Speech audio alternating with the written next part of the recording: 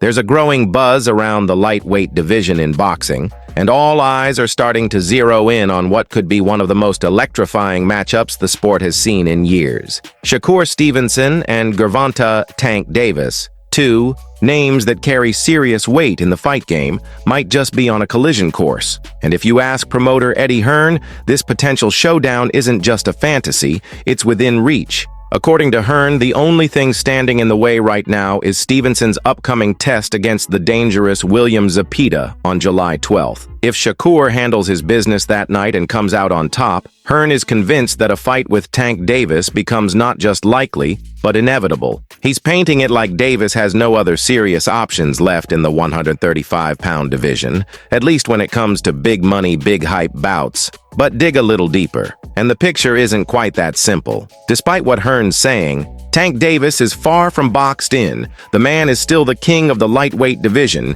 and with that crown comes a buffet of potential opponents. It's true, there's only a handful of fighters who can generate the kind of pay-per-view numbers and excitement that match Davis's star power. But to say his options are limited feels more like a promotional tactic than a statement of fact. Davis has built a reputation on both skill and spectacle, and that combination makes him a hot commodity. There are still plenty of fights out there that could draw attention and rake in serious money. Stevenson might be one of them, but he's not the only one. In fact, Davis is reportedly entertaining the idea of a high-profile crossover fight against none other than Jake Paul. Now, say what you want about Jake's boxing resume, but his name carries massive media weight, and any event involving him is practically guaranteed to make headlines and bring in big dollars. So while Hearn wants fans to believe that Shakur is Tank's only path forward, the reality is a bit more flexible and a lot more profitable. Then there's the unfinished business between Davis and Ryan Garcia.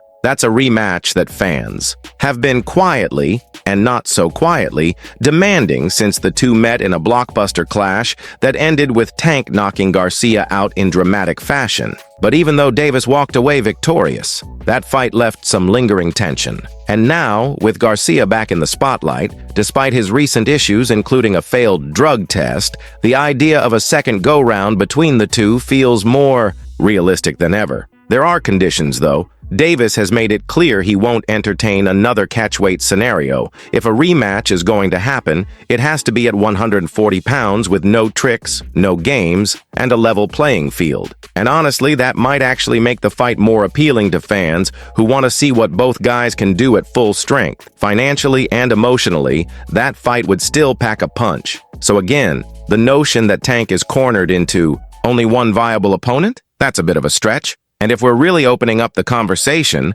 the idea of Davis fighting Jake Paul, though unconventional, is not entirely far-fetched. Sure, there's a major size difference. Jake walks around at a much heavier weight class, and matching these two up would require some serious negotiations. But the spectacle alone could be worth the effort. Jake Paul has proven he can sell a fight. Whether you love him or hate him, you'll probably watch him. And Davis, with his knockout power and confident swagger, brings the kind of intensity that would balance out the showmanship of a guy like Jake. This would be less about belts and rankings and more about legacy and bank accounts. It might not be what purists want, but for mainstream attention and pay-per-view buys, it would be explosive. Meanwhile, let's not forget the man in the other corner of this conversation, Shakur Stevenson. For him, the path forward is crystal clear, but it's also packed with danger. His July 12th bout against William Zepeda isn't just another fight,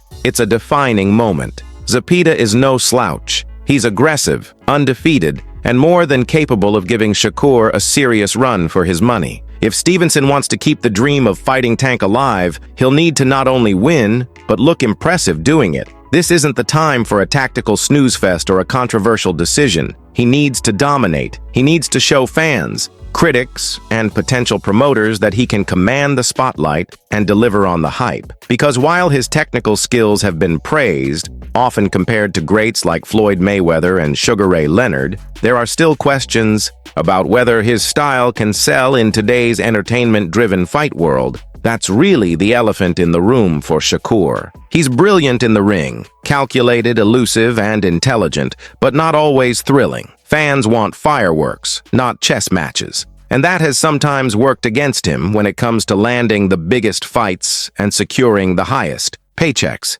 If he puts on a clinical but boring win against Zepeda, he risks getting labeled as not worth the risk. Promoters don't just want winners, they want ticket sellers. And for Stevenson, this upcoming fight is a rare chance to change that narrative. He's got to fight like he knows the whole world is watching, and like he's trying to earn the keys to the kingdom. Outside of a bout with Davis, Stevenson's options at 135 pounds start to look a little sparse in terms of big paydays. Sure, there are names like Andy Cruz, who's about to step into an IBF eliminator against Hironori Mishiro. That fight could push Cruz into title contention, and Stevenson might eventually have to face him. Cruz has been building his own buzz and brings an Olympic pedigree to the table, so it's not like he'd be an easy night at the office. But financially, it's not the blockbuster Stevenson probably wants. Then there's Abdullah Mason, another rising force in the division. He's young, he's hungry, and he's undefeated. Facing him would be a risky move for Stevenson,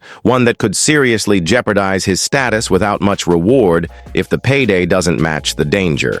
And let's not forget about the rest of the up-and-coming pack. Guys like Floyd Schofield, Raymond Muratalla, and Keyshawn Davis are all circling, and while each could pose a legitimate challenge, none bring the kind of name recognition that moves the needle in a major way. There's also the looming possibility that Stevenson might have to move up in weight if he wants to chase the kind of mega fights he's looking for. A jump to 140 or even 147 pounds could open doors to showdowns with big names like Conor Benn. That kind of matchup, particularly in the UK, would be a massive event. Benn has his own following, and a clash between these two could generate international interest. But again, that comes with risk. Moving up means leaving your comfort zone. It means facing naturally bigger guys who punch harder and absorb damage better. Stevenson would have to decide if the money is worth the gamble. As for Davis, his next confirmed fight is a rematch against Lamont Roach, and that bout carries a bit of controversy from their last meeting. The first fight between them ended in a draw,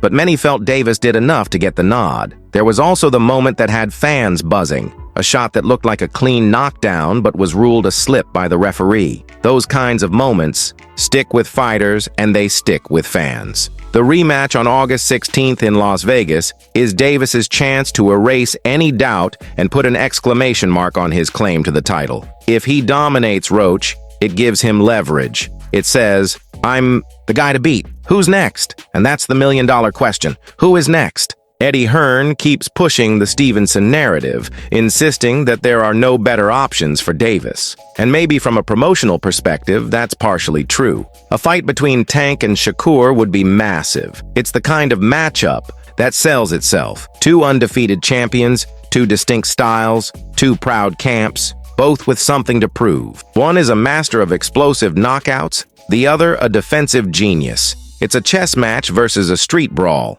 It's the unstoppable force against the immovable object. Fans love that. The storylines practically write themselves. But it's not the only option, and it might not be the next one. Still, if Stevenson does what he's supposed to do on July 12th, and if Davis takes care of business in August, this fight becomes harder and harder to avoid. The noise will grow, the fans will demand it, and eventually, the business of boxing might bend to the will of the people. Both men are circling each other, knowing that sooner or later, paths like theirs tend to cross. It might take some patience. It might take a few more wins. But the stakes are high, and the payoff, both financial and historical, could be monumental. For now, all we can do is watch, wait, and wonder how the next few months will shape the future of one of boxing's most exciting divisions.